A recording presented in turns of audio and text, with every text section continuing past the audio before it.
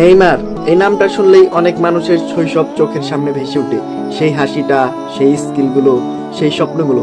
কিন্তু আজ বিশ্বকাপের প্রথম ম্যাচের কথা ভাবলেই বুকের ভেতর একটা অদ্ভুত কষ্ট হয়, কারণ ব্রাজিল মাঠে নামবে কিন্তু নেইমার থাকবে না।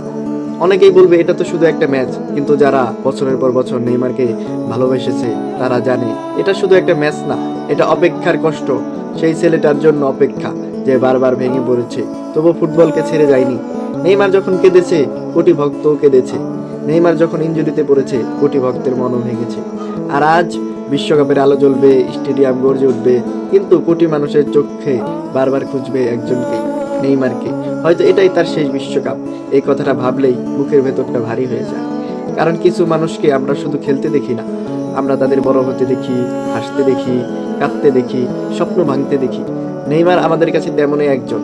তাই প্রথম ম্যাচে সে মাঠে না থাকলেও সবচেয়ে বেশি উচ্চারিত নামটা হবে নেইমার, সবচেয়ে বেশি অপেক্ষাটা হবে নেইমারের জন্য, আর সবচেয়ে বেশি প্রার্থনাটাও হবে নেইমারের জন্য। কারণ ট্রফি জিতুক বা না জিতুক, নেইমার ইতিমধ্যেই কোটি মানুষের হৃদয়ে নিজের নাম লিখে ফেলছে।